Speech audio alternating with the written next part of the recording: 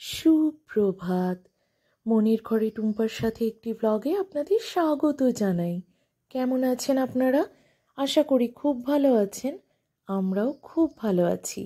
আজকে হলো মঙ্গলবার, আর আজকের মঙ্গলবারটা একটু বিশেষ, কারণ জ্যৈষ্ঠ মাসের প্রথম মঙ্গলবার আজ। সেই উপলক্ষে মঙ্গলবারের ব্রতটাও আমি পালন করছি। সেটা তোমরা যারা জানো তারা দেখেই বুঝতে পেরেছ। আজকে জ্যৈষ্ঠ মাসের 5 তারিখ, আর 5 তারিখেই প্রথম মঙ্গলবার শুরু হলো। আমি প্রথম আর শেষ মঙ্গলবারটা করি, সেই কারণে পুজোর জোগাড়যন্ত্র করে নিচ্ছি। কারণ ঘরের মানুষ যখনই বাজারের দিকে যাবে তাকে দিয়েই পুজোটা পাঠাবো। তো তার জন্যই সকাল সকাল স্নান সেরে চলে এসেছি ঠাকুর ঘরে আগে পুজোর জোগাড়টা করব বলে। কার্তিক কাকু বেলপাতা, কাঁঠাল পাতা সব জোগাড় করে দিয়েছে। এবারে দুব্বোটা বন্দনাই দিয়েছে। তো অনেকটা পরিমাণে দূর্বা ঘাস নিয়ে আসা হয়েছিল, সেখান থেকে আমি কিছুটা দুব্বো যেটা বলি সেটা পুজোতে দেব বলে আমি বেছে রেখে দিয়েছি। তো যাই হোক, দেখতে পাচ্ছ এখানে আমি জোগাড়ে লেগে গেছি। সব থেকে বিশেষ ব্যাপার, মনে রাখার মতো ব্যাপার হচ্ছে এখানে সব কিছু 17টা করে লাগে। যেমন 17টা বেল পাতা, 17টা কাঁঠাল পাতা, 17টা দুব্বো, এগুলো সব একসাথে নিয়ে আমি এই যে কলা গাছের যে ছোট হয় এটা দিয়ে ভালো করে বেঁধে দেব। তারপরে এই যে দূর্বা ঘাসটার সাথে এটার সাথে 17টা জব, 17টা চাল একসাথে দিয়ে ভালো করে কলার পাতায় পানের খিলির আকারে করে তবে পুজো দিতে হয়। তবে পুজো যেহেতু অনেক লোক পুজো দেয়, সেখানে আমার নির্দিষ্টভাবে কোন পুজোটা বুঝতে পারবো না প্রসাদ নেওয়ার সময়, সেই কারণে আমি জব চালটা পরে প্রসাদের সাথে একটু ছুঁয়ে নিয়ে বাড়িতে খাবো। আর এখানে শুধু এই যে দুব্বোটা কলা পাতায় একটু পানের খিলির আকারে করে ঠাকুরের কাছে পুজোর জন্য দেব। তবে এটা কিন্তু অনেকে আবার করেও না, শুধুমাত্র পুজোই দেন। আবার অনেকের বিশেষ বিশেষ অন্য নিয়মও থাকতে পারে। আমি মাকে দেখেছি এরকম করতে, তাই আমি এরকম করারই চেষ্টা করি। যেহেতু কার্তিক কাকু আমাকে অনেক সাহায্য করে দেন, তাই আমার পক্ষে এটা সম্ভবও হয়। তো দেখা যাক কতদিন এইভাবে কি করতে পারি, কারণ কার্তিক কাকু না এনে দিলে এই জিনিসগুলো জোগাড় করা আমার পক্ষে একটু কঠিন কাজই হবে। আগের দিন থেকে একটু ব্যবস্থা করে রাখলে সকালটা তাড়াহুড়ো একটু কম হয়। যদিও সেটা আমার হয়নি, আজকেই সকাল সকাল সবটুকু ব্যবস্থা করে নিচ্ছি। এখানে পুজোর জন্য সিদ্ধ চাল লাগে, সেটাও নিয়ে নিয়েছি। এখানে ফলের মধ্যে আম, শসা আর কলা দিয়েছি আমি। দিয়ে দেব দুটো ধূপ, পরে মনে ছিল না বলে পরে একটা বাতি দিয়ে দিয়েছি, কয়েকটা বাতাসা, কারণ ফল মিষ্টি ছাড়া তো আর পুজো হয় না। নিয়ে নেব কিছুটা সিঁদুর। এইটা পুজোর জন্য জোগাড় তৈরি করে রাখবো। তারপরে ঘরে আরও বিভিন্ন পুজোর কাজ আছে, সেগুলো মেটাতে পারবো, কারণ কর্তামশাই দোকানে যাওয়ার সময় যাতে হাতে করে তাকে ধরিয়ে দিতে পারি। না হলে বেরোচ্ছি বললে না আর দাঁড়াতে চায় না, ওরও তো বেরোনোর তাড়া থাকে।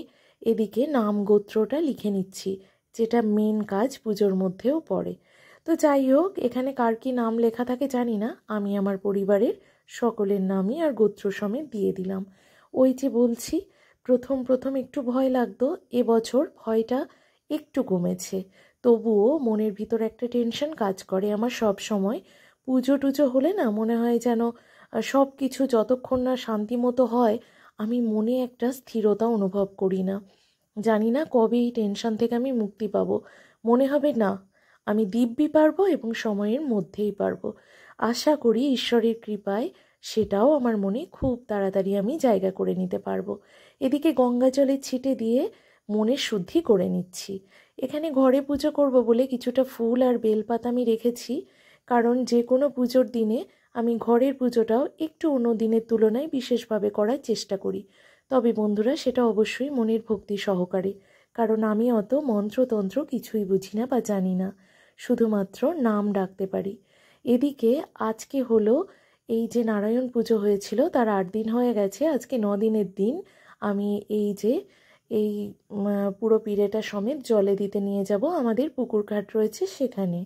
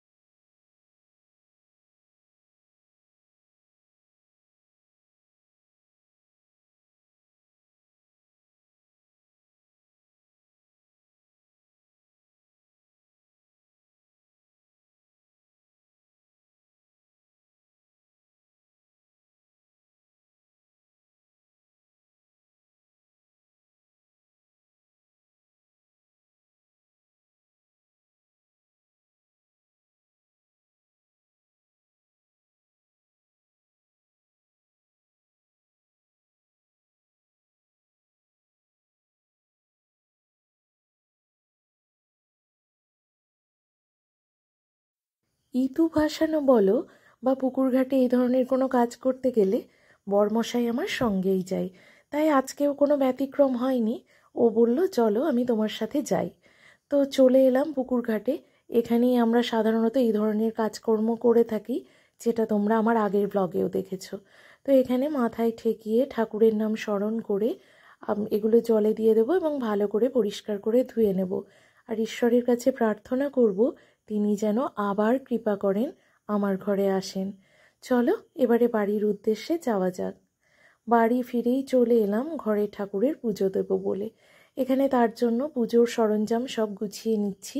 তোমরা দেখে থাকবে। এখন আমি পুজোর ব্লগ খুব একটা দিই না, কারণ মনে মনে কোথাও একটা মানে মাকে ডাকার অভাব বোধ করি আমি। তো সেই কারণে যতটুকু যা পুজোর জোগাড়ের সময়ই তোমাদের সাথে শেয়ার করি। এদিকে পুজো আজা মিটে যাওয়ার পর বরমশাই রেডি হয়ে গেছেন, আর ওকেও আমি জোগাড়গুলো সব দিয়ে দিলাম। আর এই যে গামছাটি নারায়ণ পুজোয় লেগেছিল সেটা ভালো করে ধুয়ে ওকে একেবারে দিয়ে দিলাম, যাতে ঠাকুরমশাইয়ের ঘরে দিয়ে আসতে পারেন। কারণ আমাদের ব্রাহ্মণ বাড়িতেই আমাদের এই পুজোটা সম্পন্ন হয়। এদিকে আমি বসে গেছি তরকারি কাটবো বলে, যে সবজিটা রান্না করব। আর এই সময়ের সবজি ফুলকপি বুঝতেই পারছো কি পরিমাণে বিষাক্ত জিনিস থাকে, তবুও হয়েছে মানুষের মন আর জীব অসময়ে এই জিনিসটাই ভালো লাগে। মানে মানুষের যেটা ক্ষতি করবে সেটাই মানুষের বেশি ভালো লাগে। তো যাই হোক, এখানে নুন আর হলুদ জলে আমি ফুলকপিটা কেটে নিচ্ছি। তো সবজিপাতি আমার কাটানো হয়ে গেল। এবারে চলে এলাম যেটা আসল জিনিস, আজকে ধান আর জবটা খুঁটবো বলে। ওই যে বললাম না, আগের দিন একটু জোগাড় করে রাখলে সুবিধা হতো, কিন্তু যে কোনো কারণে সেটা হয়ে ওঠেনি। তাই আজকে একটু সকাল থেকেই তাড়াহুড়ো রয়েছে। বুঝতেই পারছো, আমি চুল টুল আঁচড়াইনি, সিঁদুরটাও পরিনি পর্যন্ত। না, সিঁদুরটা অল্প একটু পরেছিলাম, ভুল বললাম। পুজোর আগে আমি চেষ্টা করি সিঁদুরটা পরার। চুল টুল ঠিক করে আঁচড়ে নিজে পরিপাটি হয়নি। এখানে 17টা চাল আর জব আমি খুঁটে নিলাম, আর আঙুল পুরো ব্যথা হয়ে গেল। তারপর ভাবলাম ভালো রোদ উঠেছে, এই জব আর ধানটা একটু রোদে দিয়ে রাখি। আর এগুলো না মায়েরই, মা সব যত্ন করে রেখে গেছিল, এখনও পর্যন্ত সেই দিয়েই আমার কাজ চলছে। তো এখানে পিড়েটাও আমি ধুয়ে রেখেছিলাম। এখানে ভালো করে একটু রোদ দিয়ে দেব, শুকিয়ে গেলে তুলে রাখবো। চলো এবারে গুটি গুটি পায়ে রান্নাঘরে এগোনো যাক, কারণ রান্নাবান্না শেষ করে নিয়ে যত তাড়াতাড়ি সম্ভব একটু পাখার তলায় বসলে স্বস্তি পাওয়া যায়। কুকারের মধ্যে আলুটা সিটে দিতে দিয়েছি। এখানে রান্নার জোগাড়যন্ত্র কিছুটা এগিয়ে নিয়েছি। আলু ভাজা, উচ্ছে ভাজা, ডাল, ফুলকপি আলুর তরকারি এই সবই হবে। আর আজকে আরও একটা বিশেষ কাজ, যেটা হলো আলতা পড়তে হয়। আলতা, সিঁদুর এই সব পরেই মায়ের প্রসাদ খেয়ে, মানে প্রণাম করে প্রসাদ খেতে হয়। এটাই মায়ের মুখে শুনে আসছি। এদিকে আলতা পড়তে পড়তে শুনতে পেলাম কর্তামশাইয়ের ডাক, কিনা প্রসাদ পেয়ে গেছে। তো যাই হোক, প্রসাদটা দিতে এলো, একটু দাঁড়াতে বললাম, কিন্তু ও বললো সময় নেই। তাহলে হয়তো বা আমি উঠে প্রসাদ দিতে পারতাম। যেহেতু আলতা পড়তে পড়তে উঠতে নেই, তাই আমার আর ওঠা হলো না। তো কপালে ঠেকিয়ে সই। যাই হোক চলো, এই বলতে বলতে আলতা পড়াটাও আমার হয়ে গেল। এবার আলতা পড়ার পর আমি চলে যাব সোজা ঠাকুর ঘরে প্রসাদটা খেতে। কারণ প্রণাম করে এখান থেকেই আমি মাকে স্মরণ করব, মা মঙ্গলচণ্ডীকে। আর এখানে বাতাসা আর কিছুটা কর্পূর আনিয়েছি। চলো, প্রসাদটা তো দিয়েছে, প্রসাদটা খুলে দেখা যাক প্রসাদের কি অবস্থা রয়েছে। অবস্থা বলতে সিঁদুর টিঁদুর মাখামাখি হয়ে থাকে। আর এখানে আমি ঘরের পুজো করে সেই প্রসাদটাও রেখেছিলাম। এবারে ঠাকুর প্রণাম করে আমি চলে এলাম, প্রসাদটা নিয়ে বসলাম। তো চলো আগে সিঁদুরটা পরে নিই। যেমন ভাবা তেমন কাজ হয়েছে জানো তো। ঠিক প্রসাদের মধ্যে সিঁদুরে ভর্তি একেবারে। আর সিঁদুরে জানো তো, সিঁদুর জিনিসটা লেগে থাকলে ওইভাবে তো খাওয়া যায় না। ফলে ভালো করে আমাকে প্রসাদটা অন্য পাত্রে ঢেলে ভালো করে ধুয়ে নিয়ে এসে তবে একটু খেতে হয়েছিল। আর আমি যে জব আর চালটা খুঁটে রেখেছিলাম সেটা প্রসাদে একটু ছুঁয়ে নেব, তারপর মাথায় ঠেকিয়ে তবে আমি প্রসাদের কলার সাহায্যে সেই কলার মধ্যে একটু গর্ত মতো করে নেব। তারপর জব আর চালটা দিয়ে, আরও মানে পাতলা পাতলা কলা ছিল বুঝলে তো, সেই কারণে একটা কলার মধ্যে দিয়ে উপর দিয়ে আরেকটা কলা দিয়ে একটু চেপে দিলাম। কারণ এটা চিবিয়ে খাওয়া যাবে না, তো দাঁতে না ঠেকিয়ে শুধু গলায় ফেলে গিলে খেতে হয়। তো সেই মতোই আমি করে নিলাম। পুজোর নিয়মকানুন নিষ্ঠা ভরে মানার চেষ্টা করি, তবুও এক একজনের এক এক রকম নিয়ম থাকতে পারে। ওই যে কথায় আছে, যত মত তত পথ। এটা তো আমার কথা নয় বন্ধু, এটা সাক্ষাৎ ভগবান শ্রী ঠাকুর বলে গেছেন। তো সেই মতো বলছি, যদি আমার নিয়মে কোনো ভুল থেকে থাকে, তোমাদের নিয়ম যদি একটু অন্যরকম হয় বা আমি কিছু নিয়ম ভুল করি, তোমরা অবশ্যই আমাকে কমেন্টে জানাবে। চলো প্রসাদ জল খেয়ে নিলাম। এবারে ঘড়ির কাঁটা টিকটিক করে এগিয়ে যাচ্ছে। আর দেখো কতটা চওড়া করে আমি গুঁড়ো সিঁদুর লাগিয়েছি। পুজো আর্চার দিনে না এইরকম সিঁদুর পরতে বেশ ভালো লাগে। এমনি আমার গুঁড়ো সিঁদুর বেশ পছন্দের। এদিকে রান্নাঘরে এসে দেখিয়ে দিলাম রান্নাবান্না এগিয়ে গেছে। আমার হালটা দেখে নাও তাহলে, ঘেমে নিয়ে একসা, মুখটা পুরো লাল হয়ে গেছে। ফুলকপি আলুর তরকারিটা এক্কেবারে অনুষ্ঠানের বাড়ির মতোই হয়েছিল, দেখছো? চলো ওদের খেতে দিয়ে আমি চলে এলাম আমার ফলাহার করতে। এখানে চিড়ে, মুরকি, কলা, দই, মিষ্টি, গুড় সব কিছু নিয়ে নিয়েছি। আম ছিল ঘরে, তবে অত্যধিক ফল দিয়ে আমি চিড়ে খেতে পারি না। আগে তো মোটেও পারতাম না চিড়ে খেতে, এখন বেশ খানিকটা খেতে পারি। তো যাই হোক, এই সময় মুড়িও খাওয়া যেতে পারে। আমি শেষে একটু মুড়ি নিয়েছিলাম। আমি তরকারি মেখে মুড়ি খেতে বেশ পছন্দ করি। তো যাই হোক, কর্তামশাইয়ের সাথে গল্প করতে করতে খাচ্ছি। খাওয়া দাওয়া শেষে চলে এলো সন্ধ্যাবেলা। গুড ইভিনিং ফ্রেন্ডস, শুভ সন্ধ্যা। আমি রেডি হয়ে গেছি। তোমরা বুঝতে পারছো, মানে এটা বুঝতে পারছো না যে আমি কোথায় যাব, কথাটা হলো এটা। তো চলো সেটা দেখাবো। তার আগে আমি রেডি হয়ে বেরোচ্ছি। আর আমার ছেলে আমার সাথে যাবে না, ওকে বারবার করে বলছি যাওয়ার কথা, কিন্তু ওর যেহেতু এক্সাম রয়েছে তাই বলল, মা আমায় প্র্যাকটিস করতে হবে, তুমি ঘুরে আসো। হ্যাঁ বন্ধুরা, আজকে আমাদের গ্রামে হরিনাম হচ্ছে, হরিনাম মহাযজ্ঞ হচ্ছে। চলো আমি একা একাই যাই, কারণ একটু প্রভুর দর্শন না করলে মনে শান্তি পাবো না।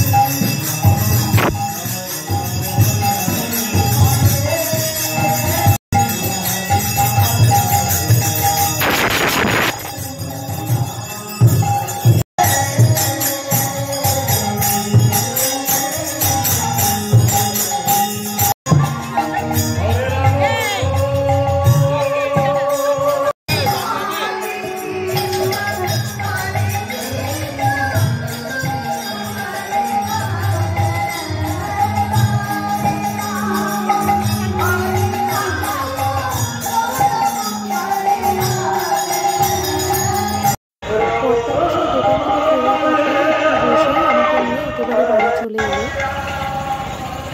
পঞ্চপ্রদীপের তাপ নাওনি তো? না।